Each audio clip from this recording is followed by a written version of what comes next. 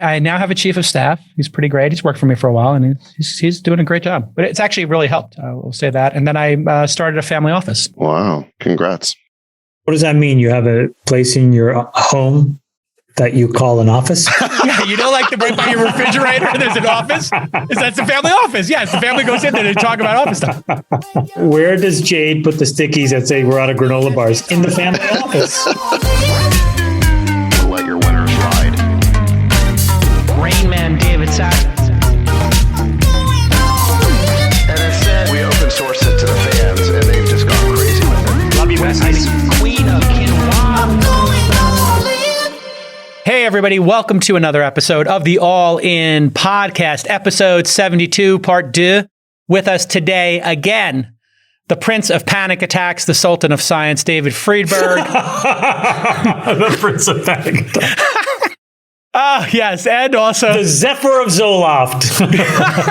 and also, as you're hearing, cackling, the Duke of Degeneracy, the dictator himself, Chamath Palihapitiya. And, of course, everybody's favorite, the Rain Man himself, the Drunk History Channel uncle, David Sachs. I mean, David, I follow you on Twitter. You're tweeting 50 times a day. Oh, I was thinking the same thing. When do you work? What has happened to you? You won't meet with startups anymore. I bring you startups. You said, you know what? I'm no longer going to meet with your startups. You're like stuck in your room tweeting. I don't do first meetings. That is the end of your career. Huge mistake. No, it preserves my energy. There's nothing more draining than endlessly spending your day in first meetings. No, why don't you just have a short first meeting, like a 15-minute first meeting? Well, that's what we have a team for. They have bad judgment? Love it. They don't, because we know exactly what we're looking for. SaaS investing is very metrics driven, and so the first meeting. That's fair. That's a good point. Exactly. So it's like the first meeting, we just find out, do they meet our basic threshold for growth and exactly. Fantastic. Right. Yeah, so we run the numbers, and then I will meet with them if they look good. I love this. I would like all VCs to take the same approach. And I will let everybody know my DMs are open. Jason@calicanis.com. I will take the first meeting. Sachs, I need to call you after this. One of our businesses, which is not in SaaS, has started to sell SaaS software. And we've already booked $40 million of fucking ACV by complete accident from zero. Wow. You stepped in it? And I need some advice. Okay. Yeah, let's talk. All right, everybody. It's been a bit of a crazy couple of weeks here. And we have to start with the war in Ukraine and do a bit of an update. It's been over 20 days. The death toll continues to climb. We don't know exact numbers here. It's very hard to get information. We're not experts. We don't have boots on the ground. But according to the New York Times, 7,000 Russian troops have been killed. And Zelensky said on March 12th, 1,300 Ukrainian troops have been killed. I think we've got 3 or 4 angles we need to talk about here. One, I want to talk about food supply with Friedberg, since you ran climate.com and have a lot of expertise in that. And of course, Ukraine and Russia are the breadbasket of the world. Chamath, I want to talk about markets, of course, but let's go to our History Channel uncle first. Sachs, you have been going down the rabbit hole looking at the history of this. Let me just ask you just a pointed question. Is Russia losing the war? And if they are losing the war, if that is is that even a possibility that they're losing the war? Are they losing the war? And then what is the exit ramp here? And what does it mean on a go-forward basis? Right. I think great question. So here's where I think we stand 3 weeks into the war, is that Putin clearly miscalculated. He thought this would be a cakewalk. Obviously, it has turned out not to be. The Ukrainians have put up very fierce resistance. The Russians have taken very serious casualties and losses. And so the war is very much, up in the air. It's the outcome is very much in doubt. So I think, Putin was overconfident, made a political, economic, and, obviously humanitarian mistake. But I think 3 weeks in, here is where I would characterize things, is it feels to me like the West might be making a similar mistake of sort of excessive overconfidence and triumphalism, meaning that we think the rest of this war is going to be a cakewalk. And the reason I say that, let me just give you some examples and then tell you why it may not be a cakewalk. So you've got Francis Fukuyama had a piece this week. Basically, he's back with the end of history. He predicts that, imminent Russian defeat and that there's going to be a new birth of freedom. For the West, it's going to be like the Bush doctrine and 20 years of failed policy in the Middle East never happened. You got David Frum, all but predicting mission accomplished, just like the Iraq war. He said the springtime is going to be bad for anyone who bet on Putin, his words, which in his view is anyone who isn't basically a neocon who favors regime change. You had a piece get a lot of circulation over the last week in the U.S.-China Perception Monitor by I think a former Chinese observer named Hugh Wei. And he basically predicted that China would be under so much pressure by what the Russians have done, in terms of humanitarian losses, that they would come out basically denouncing Russia and support the West. And then, of course, I think the final example of what you might call Western triumphalism right now is that absolutely no one in Washington seems to be pushing for a ceasefire. They're all paying lip service, at least to this no-fly zone idea. Biden and the squad seem to be the last holdouts for the idea of not imposing a no-fly zone. So I would say right now the West seems to be very confident about the way this war is going and not inclined to make any compromises or concessions. I just want to flag quickly why there might be some clouds on this silver lining.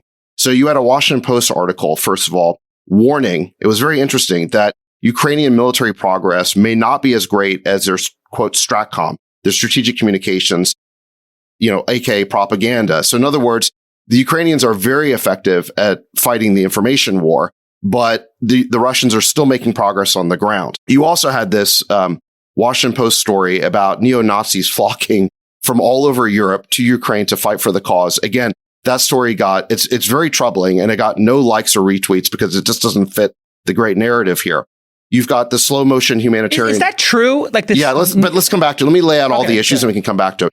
You've got the slow motion humanitarian disaster of, 1 billion people across the world potentially starving if the spring planting doesn't happen, which we should let Freeberg speak to more. You've got the fact that Russia can still escalate this war. I mean, they could still rebel cities. Belarus could enter the war, and, God forbid they could even use WMD. And then you have this idea, this dream of toppling Putin.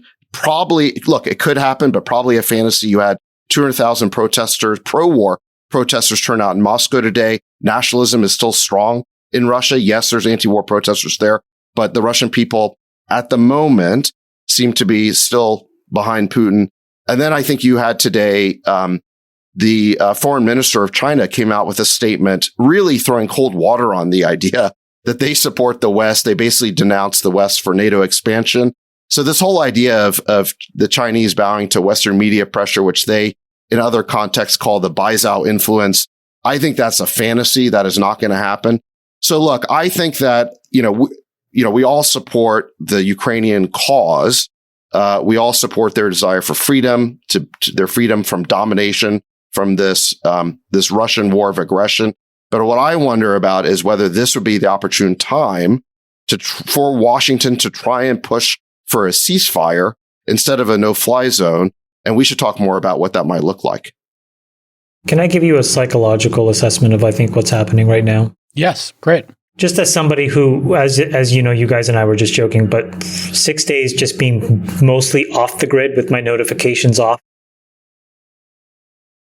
I was really honestly, you kind of go through this dopamine fast, and what it actually helps you do is pick out better signal. And, with all respect, Sachs, I think a lot of what you said is not really as meaningful signal as the following, which is the most important thing that happened was both sides basically said the surface area of a deal was very much in sight and that they were down to 3 or 4 points. And I think that didn't get reported nearly as much as it probably should have. And what I thought was psychologically interesting was that as soon as that was said, the next few days was when the rhetoric got ratcheted up extremely aggressively on both sides.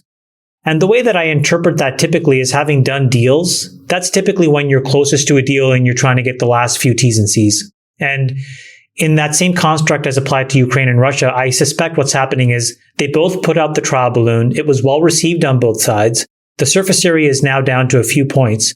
I'm not saying that those are justifiable in the end, but I think that if both of these two parties want to come to a ceasefire, which I think it does, we're probably much, much closer than anybody thinks. And right now, all of this rhetoric is meant to basically try to get the other side to budge a little bit more.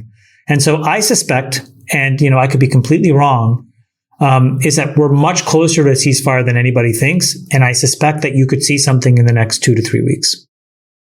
And I think that that's really hopeful because you want this thing to come to an end. The thing I'm trying to parse here, and I don't know if anybody here can even answer this, is how did we either underestimate or overestimate, depending on the time, Russia's ability to invade another country? I think the thing is we can't even estimate correctly. So, for example, there was something that said there was 100 out of 100. Russia has 170 battalions, apparently. I don't know if that's true or not. Right. Of which 100 were sent in. We don't know if that's true or not. Of which Ukraine apparently destroyed 50. Of which we don't know if that's true or not. So we're left to guess. And unfortunately, what that does is that people psychologically then fit, as David has used in the past, your priors. What are your biases, right? What narrative fallacy do you want to believe? And then you're going to fit. So the pro-Russian factions will say that's entirely not true. The pro-Ukrainian factions will say, actually, it's even greater than that. Huge sustained military losses. The truth is somewhere in the middle that will only get accounted for after a ceasefire is in place. So I think we almost need to, again, we can get caught in this fog of war and talk about this stuff in ways which we don't accurately know. Or we can level up and say the thing that we both know is there was on the record statements by the foreign minister of Russia and the president of Ukraine that a ceasefire and the surface area of that ceasefire is within sight. And unless something is materially changed, and in the last 3 days, which it hasn't, it means we are really, really close to this being done. So I agree with a lot of what Jamal said. I don't think it contradicts anything I said before. I agree that there was a big piece of news this week that caused markets to rally for 3 days, which is the announcement of a proposed 15-point peace deal. And we do know sort of the key features of that deal. It means that the three big features are Ukrainian neutrality, so they don't become members of NATO. You had Zelensky saying that NATO membership was off the table. Ukraine can't host foreign troops bases or weaponry. There'd be limits on Ukraine's military, but they would get security guarantees from the allies.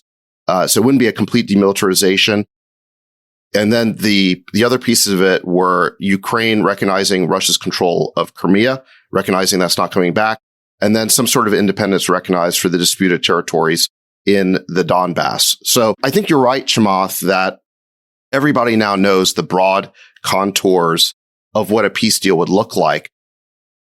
And the markets are starting to price in them getting to that peace deal. But I'm worried that if you look at it from the point of view of what people in Washington are saying, that there's no pressure here coming from Washington for Zelensky, who's basically our client, he's an American client, to make a deal. You know, if you compare this to, say, the 1973 Yom Kippur War, where the U.S. was on the side of Israel, but still acted as a peacemaker and got a ceasefire done. You know, Kissinger got that deal done, even though we were on the Israeli side. You don't really hear anyone in Washington saying, let's get a deal done. So I hope you're right, but it's because we're not talking about the elephant in the room, which is that in the Yom Kippur War, the unitary resolve and the military dominance of America was undisputed. And so as a result, its ability to be the mediator was also undisputed. We've already talked about this. When Biden called the UAE and Saudi, they wouldn't even pick up the phone. The people that are negotiating this peace treaty right now are Naftali Bennett and Emmanuel Macron. So we're not at the table. So I think a lot of what we're hearing as well is just a lot of the rejection and the psychological, kind of anger that we have to not being even part of the process. I think maybe the world doesn't want us to have such an outsized role. Well, the point is, we've moved past that. Whether you wanted us to be involved in it or not, we're not involved, and we are not the principal mediators in this. And I hope to God that Israel and France and whoever else is at the table gets this done. Yeah, I agree with that. But here's my concern is that I think everyone knows the broad contours of the deal. But if you're Russia or you're Ukraine, you're getting daily reports of what's happening on the battlefield. And if you think you're winning, you have an incentive to stall the peace process to cement greater gains and get more leverage for those remaining details and negotiating points. And so if Zelensky thinks that the Ukrainians are making progress on the battlefield, he's going to wait. And so neither one of them, I think, left to their own devices, can be fully trusted to make a deal. I think you need the U.S. applying some pressure or acting in a constructive way towards the process. And I think it's a huge problem that the U.S. is not viewed as a peacemaker. We're basically viewed as so partisan and on the side of Ukraine but, that no at one the wants same us time, involved. David, we've talked on this pod about us not being the global police officer of the world and that other people need to stand up. So maybe the lesson here is, maybe strategically. But Jason, it's not like we were called on and we didn't stand up. We weren't called on. Well, okay, we assume that. I mean, we don't have perfect information either. But let's get to Friedberg here. I think the other wrinkle in all of this, and I think it's quite positive, is sanctions are seeming to have a profound impact here, and people are looking at them as potentially maybe cyber warfare and just, actual tactical warfare on battlefields is less important than economic warfare. And Russia has been essentially canceled from the global economy, from Visa to McDonald's to exports. And these sanctions are not just government sanctions. These are people opting into them, whether it's corporations and other entities saying, we're just not going to do commerce with Russia. Unfortunately, and this is something you have great expertise on, and so we're lucky to have you here to talk about it. People may or may not know this. I'm happy to be here. This is the breadbasket of the world. They export more wheat than anybody, and they also export fertilizer, soybeans, and some other inputs, which we've talked about previously, that provide meat for the world. So what can you tell us about the downstream effects of there not being potentially or half as much crops coming out next year, and what would happen in places that are the beneficiaries or dependent on wheat and fertilizer from Russia? So there's a number of first order and then second order effects that are not just about sanctions, but also about export controls by Russia that are creating swings in food markets like we've never seen, and will almost certainly lead to widespread famine by the end of this year at this point. So the first important point to note is about 15% of the world's calories come from wheat. About a third of that wheat comes from Russia, Ukraine. Russia has banned export of wheat. And the wheat spring planting season is like now, this week. And there's not a lot of planting going on. A lot of commodity folks are in the field trying to figure out who's actually going to go to field and plant. But no one's making, the concerted effort that they normally would under normal circumstances. So not only is the current wheat supply in Russia, Ukraine blocked up and cannot make its way to countries like Africa or countries in Africa and elsewhere, but the future planting season is now significantly at risk. And again, that's 15% of global calories. And just to take a step back, the whole planet Earth operates on a 90-day food supply. So once we stop making food, humans run out of food in 90 days. So another way to think about that is our food supply excess, our capacity in excess is about 25% of our global production. So if our global production goes down by 12%, we've lost half of our global food supply. And that's not just linearly across all nations. What happens is the most vulnerable nations lose their food supply first, and the richer nations buy that food supply to secure their population's calories. And so you very quickly see a bifurcation happen when you have a shortage in a food supply like this of just a few points, where suddenly famine is a real risk. And we already have about 800 million people on Earth that are subsisting on below 1,200 calories a day. So this very quickly tips the bucket in a significant way in a number of countries that's going to be really awful. And that's just on the wheat supply and wheat planting problem. The bigger problem is the energy price problem and the phosphorus and potassium problem.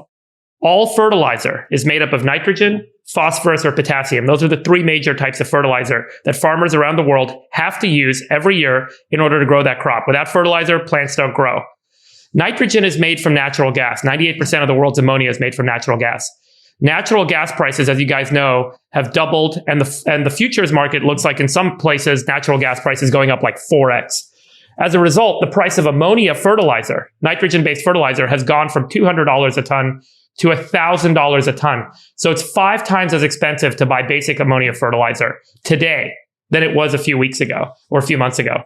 And so this is now leading a lot of farmers around. And then the other big problem is phosphorus. So phosphorus, by some estimates, there's a little variation around here, but about 10% of the world's phosphate comes out of Russia. And about, call it 25% of the world's potassium comes out of Russia, potash. Both of those markets are blocked up. They are sanctioned and they have banned exports. Russia has through the rest of 2022. So around the world, the cost to make nitrogen fertilizer has skyrocketed because of natural gas prices, because of the Russia problem. And Russia is not exporting potassium and phosphorus. And as a result, the price of nitrogen's gone from 200 to 1,000. The price of potassium's gone from 200 to 700. And the price of phosphorus has gone from 250 to 700. So now it's so expensive to grow a crop that a lot of farmers around the world are pulling acres out of production.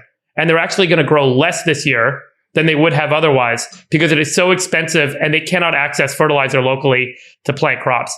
So not only do we have the wheat problem, we now also have the fertilizer problem and the acres coming out of production problem. And so food supplies are going to go down even further, and this is going to become even more catastrophic. And so there's a scrambling going on right now. Food prices around the world, as a result, everyone starts buying up all the commodities. They buy up all the corn, they buy up the soybeans, they buy up the wheat. And the price for corn has nearly doubled, whereas, from where it was in July of 2020. The price of soybeans, the price of wheat are all skyrocketing. And in a lot of countries, they cannot afford to acquire, and individuals cannot afford to buy food with the skyrocketing commodity prices. Can I ask you a question? I think it's estimated that the U.S. food supply, if you could X out the waste, would actually feed most of the developing world, because I think 30 to 40% of all of our food is wasted. Can you do something with that? Yeah, that is actually true. A lot of that happens at the point of consumption. So it's in people's homes. So it's a reverse supply chain problem where, we throw away a lot of like stale bread and cereal that goes bad or whatever. There's some in the fresh vegetables market, but generally the core calorie producing commodities are rice, wheat, potatoes, and corn. Those commodities don't go bad in the supply chain. They end up getting tossed out at the end of the supply chain, which is at the point of consumption at home. So, I'm not sure there's a real solution there right now. The bigger issue is like, how do you get bulk commodities to the places that are going to need them over the next 12 months? So look, right now we're reducing food supplies, stocks around the world. There are strategic reserves that are getting opened up and being released. As that starts to get diminished, and as the production kind of numbers start to come out, it looks like less acres are in production. And God willing, we have a good weather year everywhere this year, because, a bad weather year in some markets could completely decimate the remaining supply that's coming out this year. Regardless, it is going to be a humanitarian disaster within a year. And we will see hundreds of millions of people go starving. And there will be potentially, I think... You said hundreds of millions of people are going to starve? Hundreds of millions of people will go starving. That's never happened in the history of humanity, 800 million people already live on below 1,200 calories a year right now. And so you're predicting that over 100 million people will die because of this? I don't know about death. Famine. Like famine is this short of calories. Within a market, it's not like, hey, there's no food. Like, there will be strategic reserves released. There will be stuff, but it won't be enough. We just don't have enough. In the way supply chains are set up, there just isn't enough.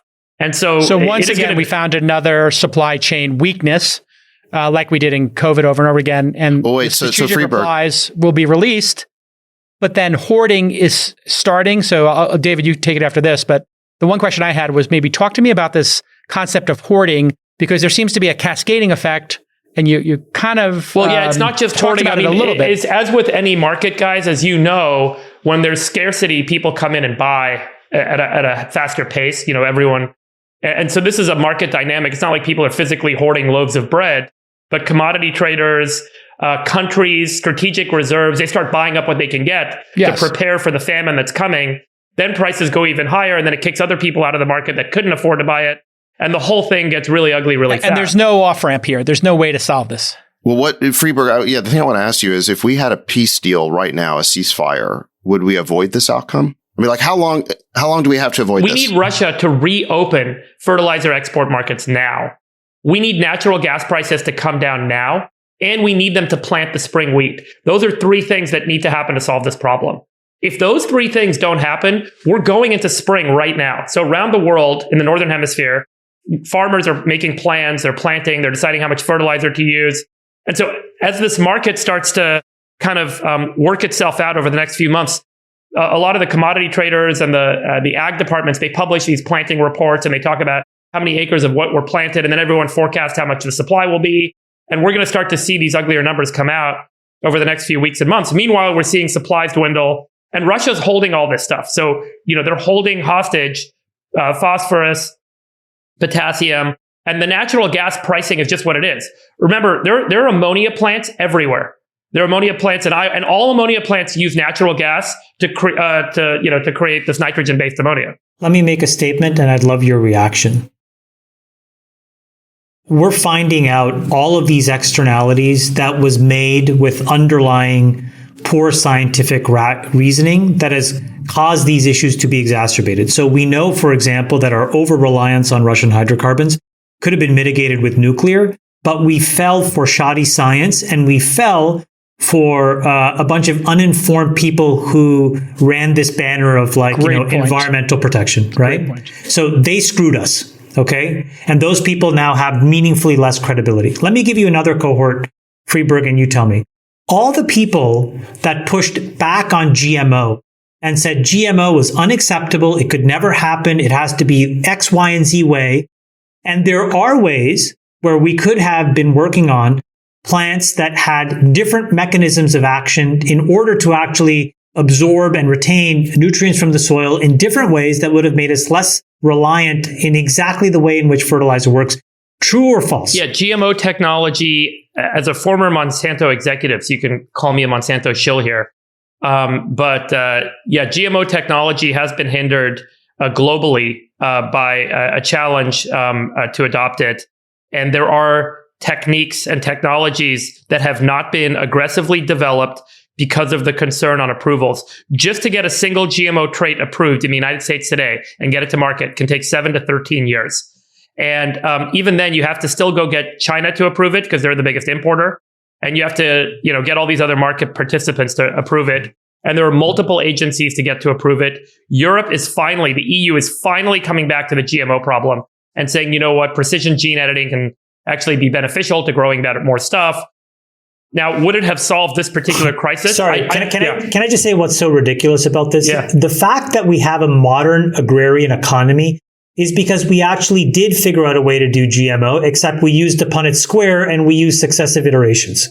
But the minute that you try to scientifically scale it in a lab, all of a sudden that same process does not make any sense. To me, it's just intellectually so inconsistent. Yeah, the thing that really scares people about GMO, look, I mean, I've spent a lot of time on GMOs and the reason people are upset. I have a broader philosophical point. Do you believe in that? Do you believe in that inconsistency, that intellectual inconsistency? Like, how do you think somebody from, pre-BC to today, I think that agriculture, you don't think we iterated on our wheat? No, I think agriculture itself is technology. Think about it. Yes. Humans used to go out and just eat whatever was lying around, what nature gave us. Then we started making rows in the ground and putting seeds in the ground and putting water on the ground. We engineered the earth to make stuff for us. Then we started to breed. And then we did plant breeding. And traditional plant breeding through Norman Borlaug saved the world. It's genetically modifying things. It is. And then what we did with GMOs, which is the distinction, just to be really clear about the definitional distinction between GMO and traditional plant breeding. GMO is when you take DNA from another organism and you put it in the plant's DNA to get that plant to do something very specific. And Jason, you came with me to Monsanto. I mean, you took the tour years ago, remember? We should be cautious about any time we're doing stuff like that. Right. But then there's generally like a very visceral reaction when I make that statement, and people are like, wait, you're taking the DNA from bacteria and putting it in plants, and how do I know that's going to work? And so there's these layers of concern, which, are deeply psychological layers, but we can, scientifically resolve this over time. But look, at the end of the day, humans today, you guys remember last year how much I was talking about that starch synthesis paper and how important it was? We don't need to grow plants to make the stuff we need to consume. If every city around the world had a starch synthesizer and it took CO2 from the atmosphere and water from the ocean and had this technique developed out, it could synthesize its own calories in a physical device without needing to rely on the ammonia supply chain and the phosphate supply chain and all of the systems that we rely on that are super outdated, that are all a scaled up industrialized version of old school agrarian techniques. Humans today, I think, have the ability to synthesize and print food.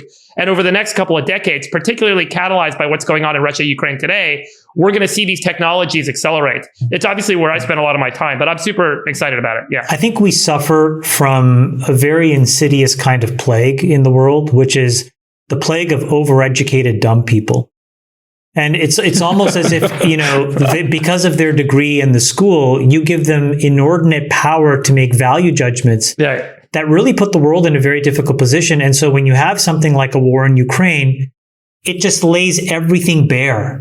And or the pandemic. You find all these things like, another version of this example. How did an entire continent, and specifically I mean Europe, abdicate their entire energy security to a group of environmentalists and to a 16-year-old girl without even thinking about what the right answer was for themselves from first principles? That's really crazy that happened. And you need a war, where tens of thousands of people have to die to realize that was a really bad set of decisions that have been compounding for decades. Here's another example where food security is yet another one where, we weren't able to think cleanly from first principles. And so depending on who had more money or who was able to create more psychological guilt or fear, was able to get an outcome that fundamentally puts the world at 100 million person plus famine. So somehow we need to rethink how our institutions work, because we are giving folks who haven't proved that they can handle power the ability to influence outcomes for the wrong sets of reasons. Well, it's even worse, Chamath. These people you talk about who are smart, dumb people, they're so privileged that they're living in some bubble, making decisions for people who have food insecurity or energy insecurity. And it's only when COVID showed, hey, semiconductors, I can't get my car that I want because it doesn't have the chip in it, or I can't get drugs, or I can't get PPE. Then all of a sudden, they see the value in redundancy and supply chain. But when they were living high on the hog and had nothing to worry about in 20 different flavors of Captain Crunch, they can't even think about people in Africa. JK, I think it's really important to speak to the capitalist incentive and how you get there. So, okay. We've globalized supply chains because as a business, it doesn't make sense for me to do every step of the thing that I want to do, because you can get better utilization out of CapEx if a system is running all the time to make stuff. So if one step of the system doesn't need the other system running 24/7, it's going to outsource that. And that's kind of think about like semiconductors, think about food manufacturing, right? It doesn't make sense for a farmer today to make his own ammonia. So there's an ammonia plant that centrally makes that stuff 24/7, distributes it out to a bunch of farmers. That brings the cost down per unit of production. And so these systems have existed because we've had less capital with a higher ROI on capital invested at every point in the system by, distributing and having a kind of, centralized supply chain system like this. Now, what we're looking at today is what happens when one part of that system fails. And now I think the big trend for the next decade or two, everyone's going to have like a institutional memory of this. And you're going to see companies that are going to start to vertically integrate supply chains. They're going to vertically integrate their manufacturing. We're going to see a lot of businesses make what traditionally would have been really, quote unquote, bad CapEx decisions and bad investment decisions. And they're going to say, you know what, we need to have redundancy because we cannot face the cataclysmic kind of circumstance that we faced in the past. I also think those are, by the way, the easy decisions. I also think that there are some more complicated ones of morality that we may have also misappropriated. I'll give you one example. So if you think about energy independence of America, I think there's not going to be many who think that it's not critically important. Well, then you go and say, we have a short-term bridge with hydrocarbons and the long-term solution is renewables. But underneath renewables is the idea that you have to store these things, right? You have to store the energy you make, whether it's from wind or solar, even if it's from nuclear, okay? And all of that results in us needing batteries. Well, batteries need lithium. There's enormous lithium deposits in the United States that today can never get accessed because we've decided that the upper land grouse of a state is more important than America's energy independence, right? So when push comes to shove, a small rat-like creature is prioritized more importantly than America's energy independence. The downstream implications of that are now obvious. Rising costs, inflation, unemployment, potential recession, war, death, famine. Is the upper land grouse that fundamentally more important than all of these systemic risks to humankind? And the thing is, for a long time, we would never even think about the trade-offs to actually think about why that decision should be made that way. And now we actually have the ability to remake these decisions. So it's going to be really interesting to see whether we upend all of these existing frameworks, and there's enormous environmental lobbies that have been created that have raised hundreds of millions, billions of dollars to fight these battles systematically wherever they come up. And in some ways now what people will say, well, you've really prevented progress and you've actually done more damage. That's going to be a really interesting point in our good intent. evolution. Good intent, save the environment, and then there are downstream impacts. Let's go to Sachs about the sanctions. We saw a level of sanctions we didn't expect. They were ferocious. They were unilateral. They're undeniably having an impact. Do you think Putin would be at the table? Do you think these sanctions are really having a dramatic impact? And do you think that they'll be a tool that we should use in the future? Or do you think maybe we need to be more thoughtful about them? In other words, cancel culture comes up as an analogy here. People are saying, oh, it's like cancel culture for a country. I think it's pretty great that a country that is murdering their neighbors doesn't get to participate. But obviously, you can have some serious concerns if fertilizer and supply chain issues, as we just discussed, are going to cause famine. So what's the balance here?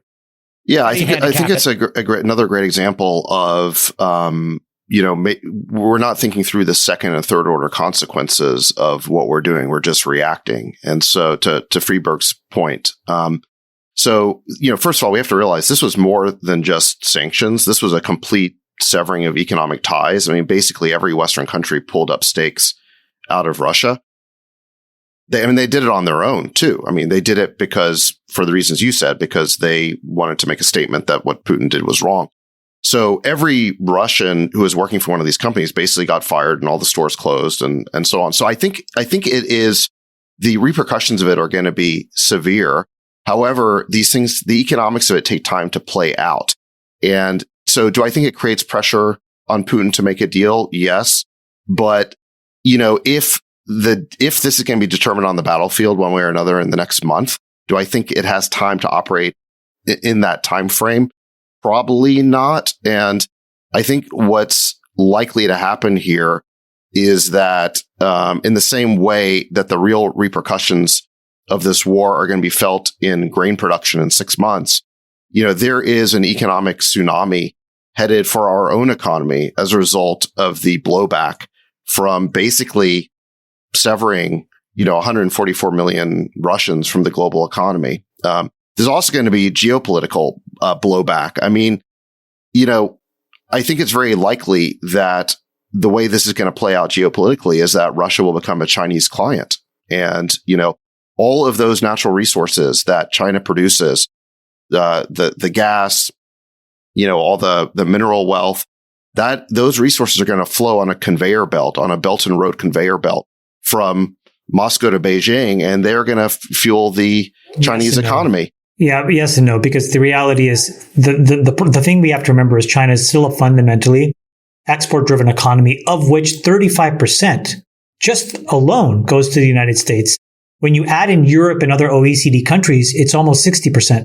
So I think the idea that all of a sudden Russia will be able to backdoor all of these things through China into the rest of the world, I think is not really realistic. And this is actually why I think the rhetoric is so high, because those two countries specifically are put in a very difficult situation. Like, what do you think the China calculus on Taiwan is, looking what's happening to Russia?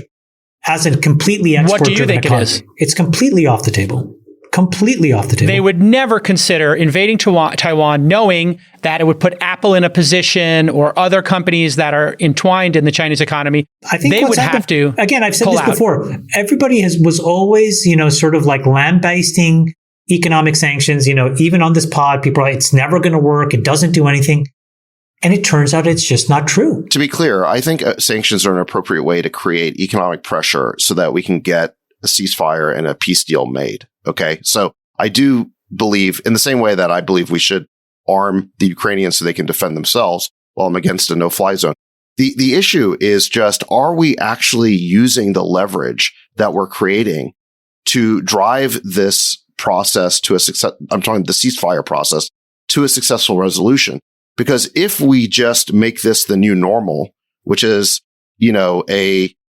basically an insurrection in Ukraine that drags on forever, and the China and Russia cut off from the global economy and becomes a client of China, I think there's a parade of horribles that flow from that. And Friedberg just outlined one of them, which is hundreds of millions of people across the world potentially starving. So my point about sanctions is not that we shouldn't have done them, but there are going to be big repercussions for our economy if we don't resolve the situation in Ukraine.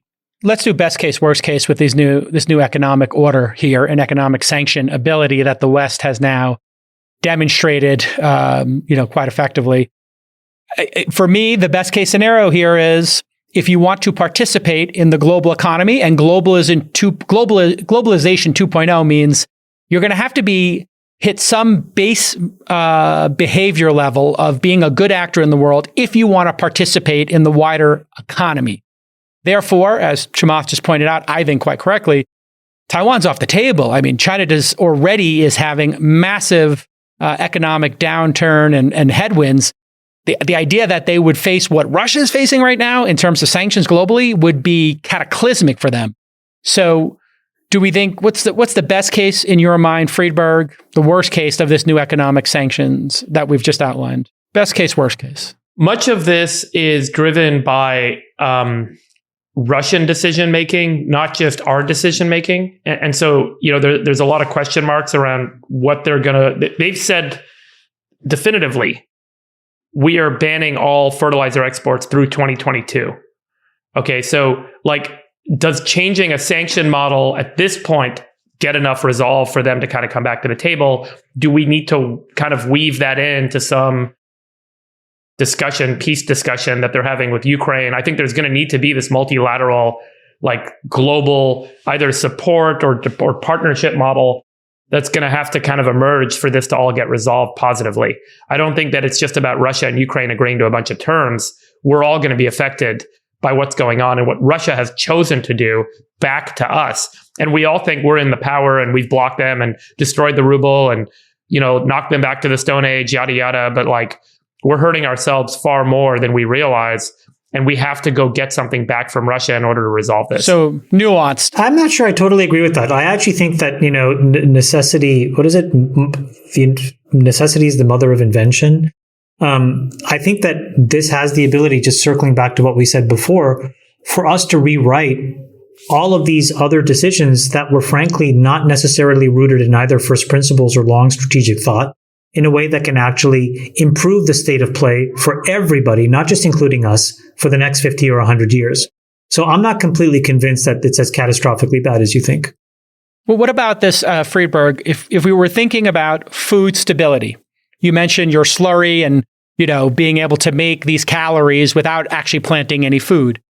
It's not going anywhere if you call it a slurry, but yeah. Okay, let's call it a protein bar. Ultimately, Jason, we can actually create pasta, bread, rice. I mean, that's where this all goes. Perfect. By the way, just so you guys know, I want to frame this up. It's super important. 60% of the world's calories come from carbohydrates, which are basically two molecules, amylose and amylopectin. Okay. That's what makes up starch. So if we can synthesize amylose and amylopectin, we can make it into any plant. How long would it take? How long would it take? What would it cost to build your pasta making machine and rice making machine, to have more These are food? decades long scale up problems, right? This is not hey, we got a Apollo so it's moon similar mission. to nuclear or solar and exactly. batteries. Yeah. Got it. Okay. But there are solutions to this. This is why I keep coming back to saying we're evolving the global economy and planet Earth away from this model of centralized industrial manufacturing into a production system that looks more distributed, more decentralized, with better technology. And that's really a big trend for this century for our global economy. And that's why right now, I think the near-term trend is in deglobalization. People making less capital efficient decisions that create redundancy in supply chains. And there's a lot of ways as investors to play that, by the way. Sachs, what are your thoughts on maybe the high order bit for the West being a race to resiliency or a race to redundancy in energy, in semiconductors, this race to resiliency in food supply? Yeah, look, trade creates economic wealth, but it also creates dependency. And we're realizing the downsides of having that dependency. If we're dependent or Europe is dependent on Russian gas, or, you saw during COVID, we've become dependent on Chinese pharmaceuticals. All of the pharma companies have moved their manufacturing over there.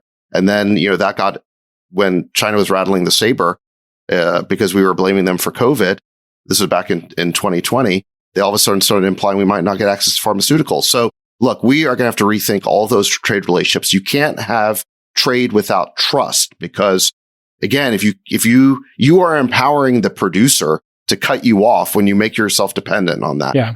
So look, I think we're going to have to rethink all of that. But can I go back to your best case, worst case question? Yes, I was trying to get somebody in there on that. I think that's a good question. And here, let me lay out the best case and then the worst. So the best case, look, the best case is this sort of the Fukuyama argument, this sort of the From argument is this Western triumphalism, which is, look, sanctions are going to drive the Russians into submission.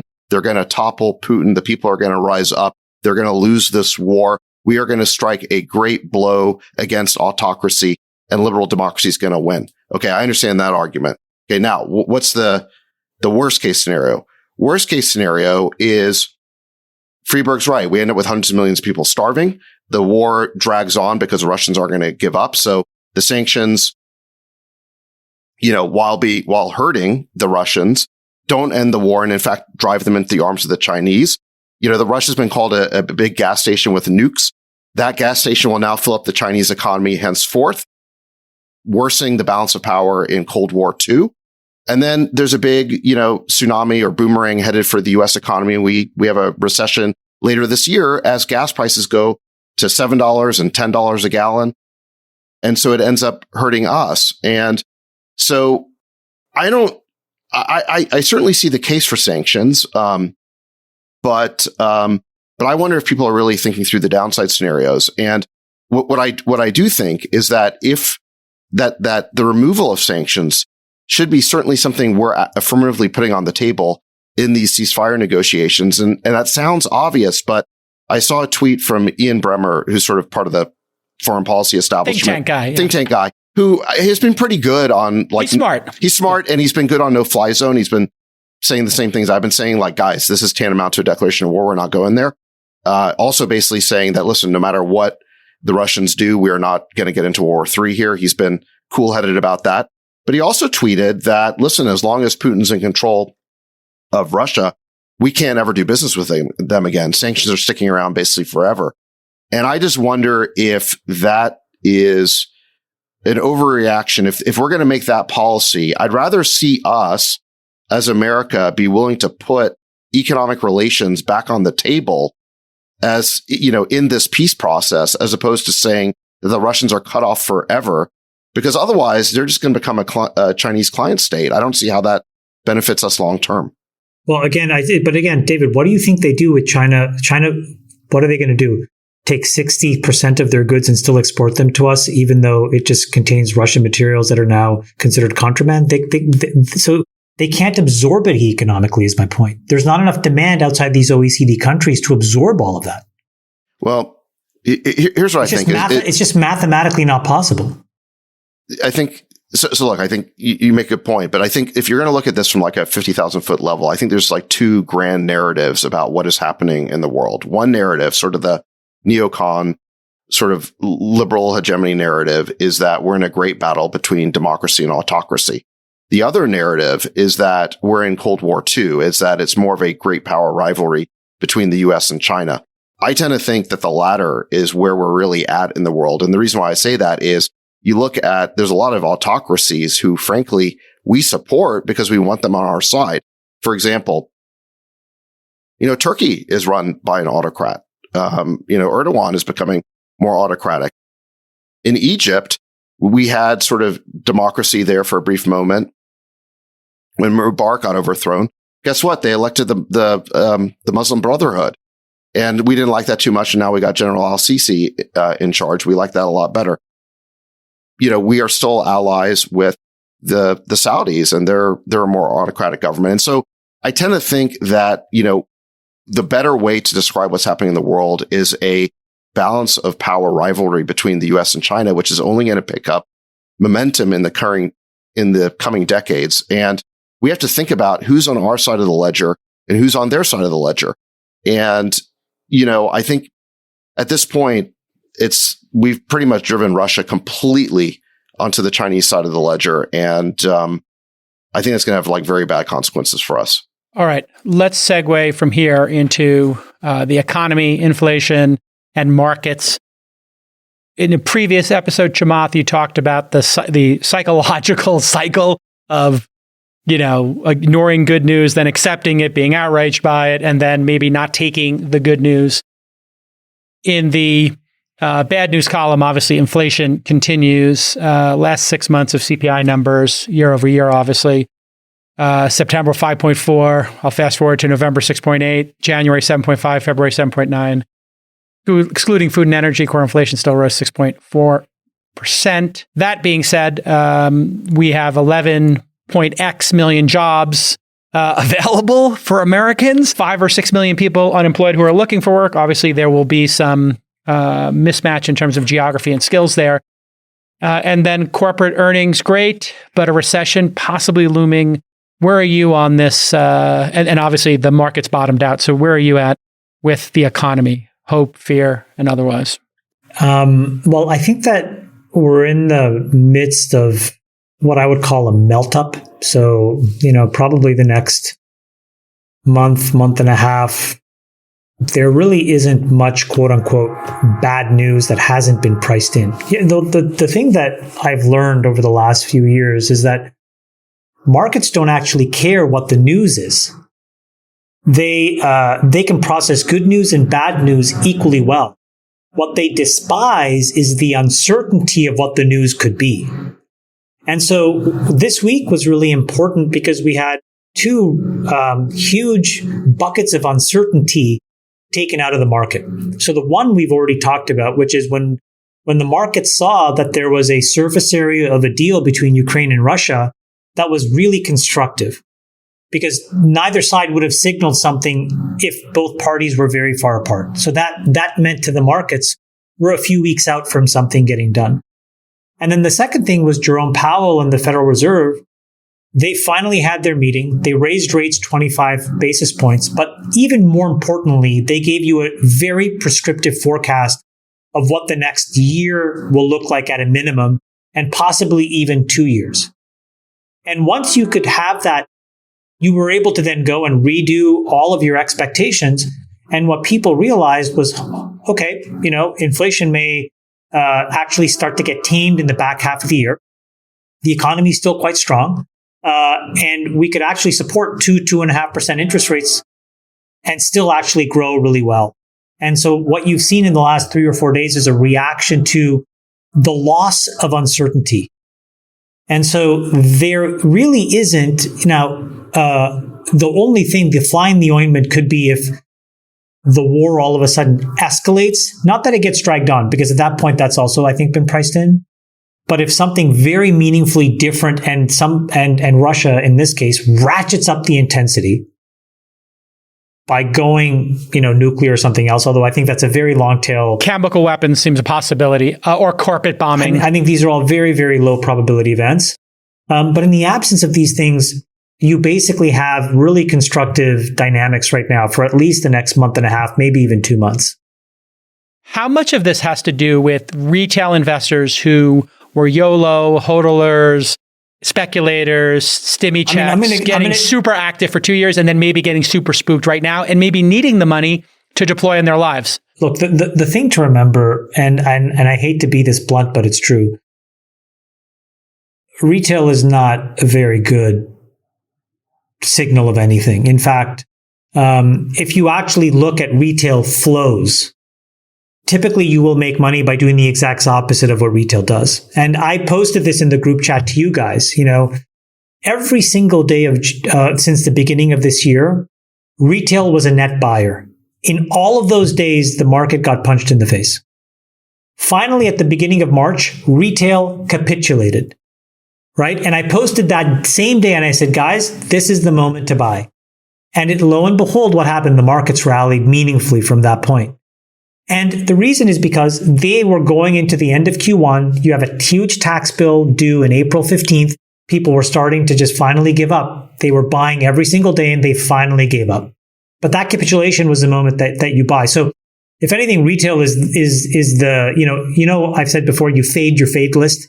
Retail flows are something you typically will make money by fading, by doing the exact opposite of whatever retail is doing. And you just need to have access to that information. If you have access to it, you can kind of, profit from it. So where are we going from here? Probably up. David, you've been pessimistic. We're seeing a lot of changes in the private market. Funding rounds taking longer. A lot of funds getting closed, venture funds, that is. But seems like a lot more diligence is being done. The mean time to closing a deal has definitely extended massively. What's your betting strategy now as a venture capitalist? I think that there's going to be a trickle-down effect of what's happened in the market to privates, and the valuations are going to go back to their pre-COVID levels. I mean, ARR multiples pre-COVID were like 20, not 100. So we're seeing a massive repricing of deals, and that's going to continue. And I don't think it's just going to be this like transient effect. Everything's going to bounce back in a few weeks. On the public markets, the defining characteristic of these markets is volatility. I mean, the VIX, which is the measure of volatility, is at one of its all-time highs. And so it's true that over the past week, we saw a nice sort of melt up or rally because there was speculation about this peace deal. The Financial Times had that article on the 15-point plan. Chamath is right that if that peace deal gets signed, I think the market rallies strongly because, it went up considerably just on hopes that it might be signed.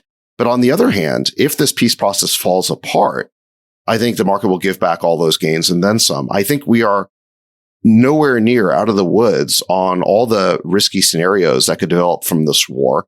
I think that if there is no peace deal, I think you can almost expect Russia to escalate in the war. They have said this is an existential issue for them. I think that would mean at a minimum, heavy bombing of Ukrainian cities. And then that will step up the pressure even more on Biden and Washington to get militarily involved. This situation could still spin out of control. So, I think in the absence of a peace deal, and then finally, we have all the risks of recession. We definitely are seeing a slowdown in the economy right now. And I think if this war continues and we don't get the spring planning and things keep, deteriorating, I think we're headed for a very serious recession in this country. I think we'll go from slowdown to recession. So if I were advising Biden, of course, no one's listening to me, but if I were advising Biden, I would be telling Biden, listen, Mr. President, we are going to have a horrible midterms in November. And, we are going to have a really hard time in 2024 if this war continues and, we head down into a recession or any of the other catastrophes that could happen. We need to push for a peace deal right now. And the U.S. should be playing a constructive role, and we should be applying pressure wherever we can to make a deal because the broad contours of this deal, to Chamath's point, have been set. I don't think any of the details, now that we know, look, it's about Crimea, it's about Donbass, it's about neutrality. None of the details that we're still fighting over are more important than getting a peace right now. And if I were in the White House, I'd be singularly pushing for that. Yeah, it's complicated. The counter to that obviously is this could be, the beginning of the end for Putin. And, even if that's a 10% chance or 20% chance, the possibility that in our lifetime, Russia could have a leadership change could be tremendous. Obviously, it's a coin toss which way it goes, but change could be phenomenal. I think so look, that's certainly in the cards. And look, if somehow magically Putin got toppled and replaced with a Democrat, that would be a wonderful thing. However, it's happened before. It's rare, but it happens. Yeah. Well, tell me, when does it happen? East Germany, right? We tore down the wall. Yeah, I mean, that was a reunification. Here's the basic problem: we understand the Russians in the Russian system. You've got all these oligarchs are basically like bosses or mob bosses, and then Putin's like the boss of bosses, right? So, what are the odds if you take out the boss of bosses that he's replaced with someone who's a Democrat versus the next biggest, baddest boss? I think, look, that's certainly a possibility, but my concern is that when you play for maximalist upside like that, you're also taking maximalist downside. And a lot of people have made this point that, look, if Putin's life is on the line, he's going to be more willing to do anything. And I think the better approach, and you've heard people mention this idea of the golden bridge from Sun Tzu, which is give your enemy a golden bridge to retreat. Yeah, I mentioned it. So that he's not fighting for his life. That was a really clever framework, Jacob, I think. Yeah. I mean, there must be an off-ramp. If you guys went and created a tally, and I'm not trying to be Debbie Down here, but since the advent of the CIA, the number of times that we have tried to incite regime change, and then the number of times it's been successful, what is that percentage? I mean, we don't know because we don't know how many times we've tried. Well, we know of many attempts. And Yeah. I mean, we've chased a lot of two-outers. We've chased a lot of J-Cal, every one-outers. time we try it, we either get the same or worse. So, for example, Syria, we tried to get rid of Assad. He's still there, and now it's worse. Afghanistan, we tried it. The Taliban are back in power. Well, no, but hold on, let me finish. To take it to the calculation is what if it does change? Hold on. Iraq, we got rid of Saddam, and now we've handed that country to Iran on a silver platter. The Ayatollahs control it. Gaddafi in Libya, we got rid of him because he was so horrible. And now that country is in chaos. You've got open air slave markets. We tried in Ukraine. We tried in Ukraine in 2014. So our track record is not super good. Yeah, no, I mean, I think regime change is like chasing some one-outer or something. If we were a company at some point, we would have been pipped for our ability to do regime change. No, I don't think it's a great strategy. I'm not necessarily advocating for it, but I'm not saying that. I'm saying whether or not it's a good strategy. I think that we are particularly not good at it. Yeah, we need a performance improvement plan on that front. Well, I think we should just stop trying that. We shouldn't be going for a regime change. We should be. Well, this is a good question. You and I had this thing where I said, you and I are in sync that we both want to contain dictators and maybe isolation. And you were like, I'm not into isolation. So I think a definition of like, what is the strategy for containment going forward post a peace deal with Russia? And isolationism, I guess is a bit of a trigger word and it's loaded, but well, yeah, I'm not an isolationist. With the next person. I would describe my strategy as selective engagement, meaning that we still engage internationally on behalf of vital American interests and our core interests, but we don't stick our fingers in the pie of the internal affairs of all these countries all over the world to try and foment regime change. So, for example, like what's an example of a vital American interest? I would say standing up to China in the sense that we do not want them dominating Asia and becoming a peer competitor to the United States that can then challenge us all over the world. So more pragmatist on it. And I would be more pragmatist. We can be isolationist with North Korea because there's literally nothing they can do for us. And look, I would not be throwing countries like Turkey and Egypt and Saudi Arabia out of our coalition in Cold War II because we don't like the nature of their governments. And I'm not saying I support autocracy. I don't. No, but the reality is dialogue is reasonable because if you don't, then the other side will. The foreign policy playbook is going to get fundamentally rewritten after this Russia-Ukraine war, in large part because of the effectiveness of government sanctions plus corporate social responsibility, whatever you want to call that, CSR public function, sentiment, wokeism, cancel culture, whatever you want to call it. Yes, I agree. But the combination of these two things has proved to be incredibly effective at setting the stage for some sort of compromise or regime change. The spectrum of outcomes is there. But the point is, that's an incredibly unique set of circumstances where before we never would have thought an economy that large or a country that important on the world stage would ever have compromised in the absence of military intervention. And I think that that's important to think about as we think about what our forward-going China policy looks like. I think really like the importance of like the OECD, right? The importance of all these organized nations that consume from China, becoming more organized now probably makes more sense. I said this before in a tweet, but the importance of the US dollar has become completely primary, which has been an incredible benefit of what has happened because of this war. Very small silver linings in the grand scheme of all of this humanitarian crisis, but those are going to be really important things that the United States can seize on. So, we may in some ways have had some diminished power in order to facilitate peace in this in this conflict. But the downstream capital that we could accumulate by organizing these countries more effectively, I think could be really important. And then separately, we have to have a moral conversation in the United States about all these things like environmental laws, like our approach to agriculture that may have been underwritten. Absolutely. Yes. With faulty logic. A little more pragmatism would go a long way. Yes, it would. I'm a little more pessimistic about our foreign policy establishment. And part of the reason I say this is because I'm very disappointed in the Republicans. The Republicans used to be the party of vital national interest, meaning America did not get involved all over the world unless we had a vital national interest. You just never hear them making that case anymore. It's all the way back to sort of Bush doctrine. And, as an example, they're all pushing for the no-fly zone. They're all pushing for the delivery of the MiGs despite... They want war. Just say the words. They're weird. I mean, those right wingers are crazy. David, why are they so? Want war. I've been very critical. I mean, I've been the war on this. I don't understand their. I think there's two possibilities. Machismo, I think there's anxiety. I think there's two possibilities. What is it, Freeberg? What is it? Anxiety. Yeah. And this is why I predicted war at the end of last year, but I think that turned out to be a great prediction. That one right. I've been very disappointed in the Republicans, and I think here's what I think is going on. I think if any of those Republicans, like say a Mitt Romney or something, I think Lindsey Graham is just a crazy sort of warmonger, but you take someone like Mitt Romney, who's basically saying all of these sort of more bellicose and escalatory things. If he was actually in Biden's shoes, I bet he'd be making the same decisions as Biden. Because he would not want to risk War III. But it's such a cheap, easy, partisan political attack to say that Biden is being weak and he's not doing everything he can. I don't think he's being weak at all. I think history will look back and think two things about this whole thing with the American lens. The first thing was, for whatever set of reasons, we lost it and we diminished some stature in the world as a perceived arbitrator and mediator in these kinds of conflicts.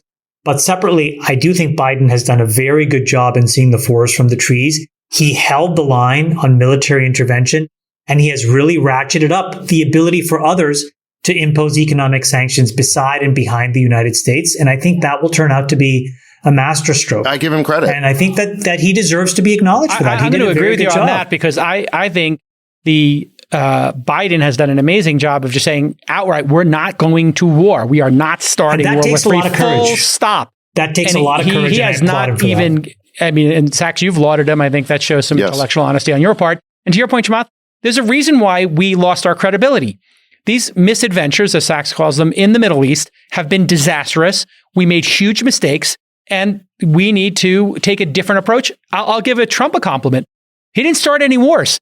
And if you look at every president who came before him in our lifetime, every time they start 2 or 3 conflicts, and he was like, we're going to have a no war policy. And now you got Biden say, we're not going to go to war either.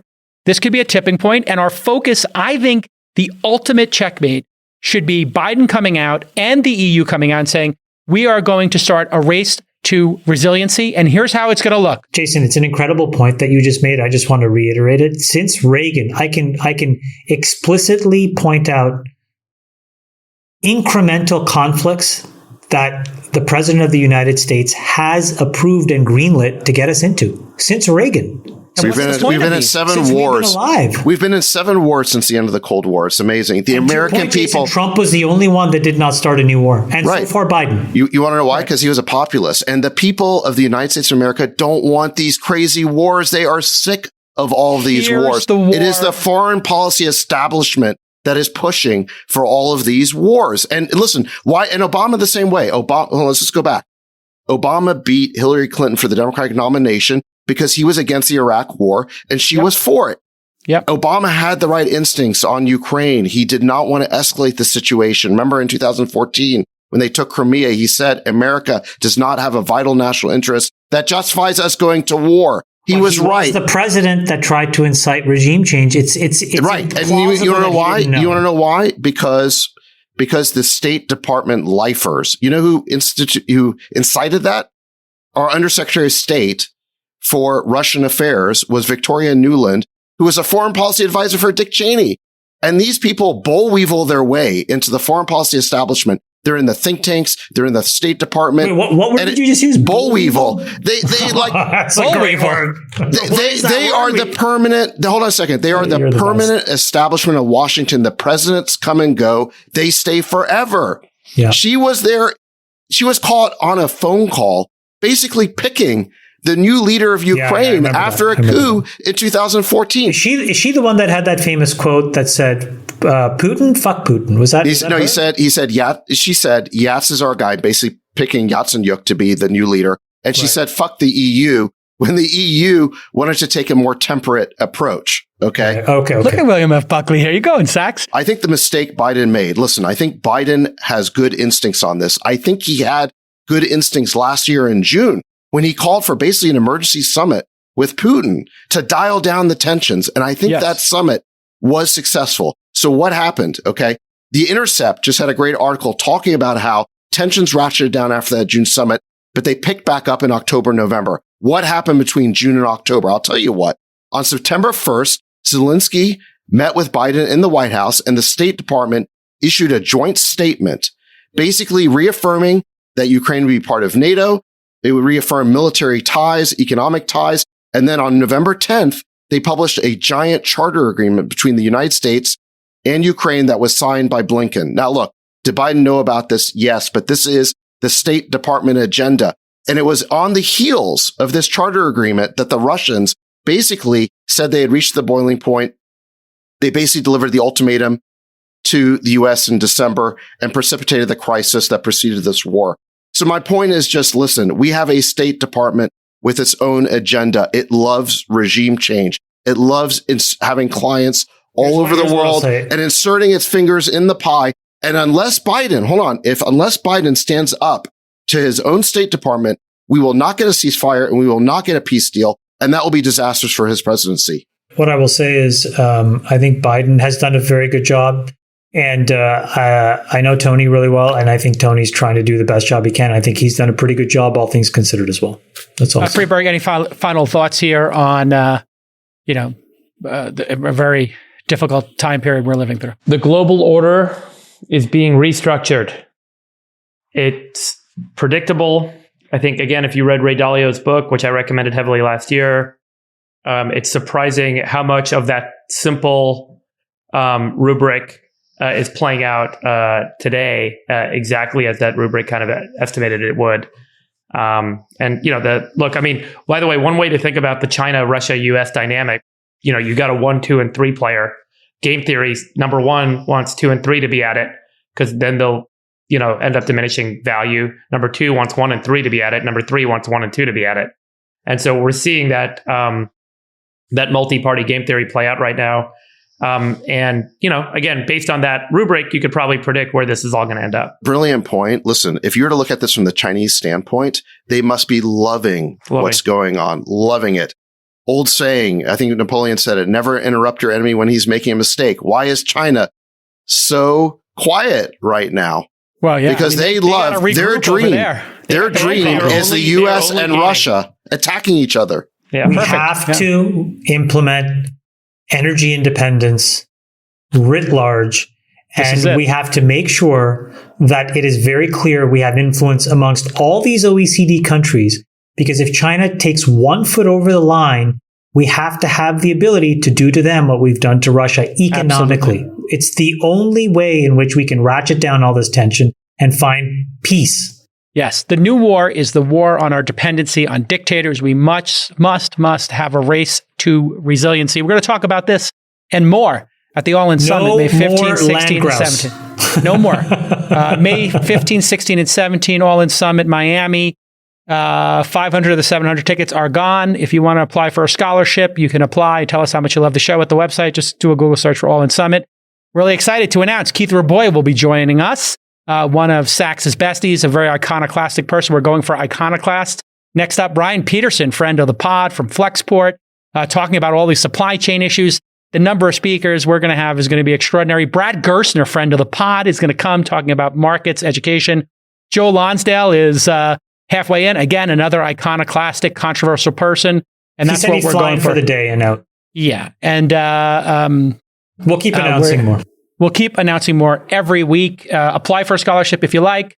And we'll see you all there. For love you guys. Sultan of Science, the Rain Man, and the Dictator, I'm Jake Al. Love you, besties. Bye-bye. Bye-bye, besties. Love you, Sachs. Love you, Sachs. Love you, Freeberg. Back at you. Those are good feelings for you to have. We'll let your winners ride. Rain Man, David Sachs. And instead, we open source it to the fans, and they've just gone crazy with it. Love you, besties. Queen of Quinoa.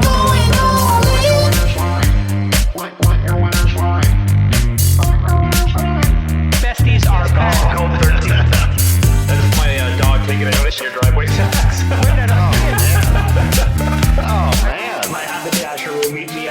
We should all just get a room and just have one big huge orgy because they're all just useless. It's like this sexual tension that they just need to release somehow.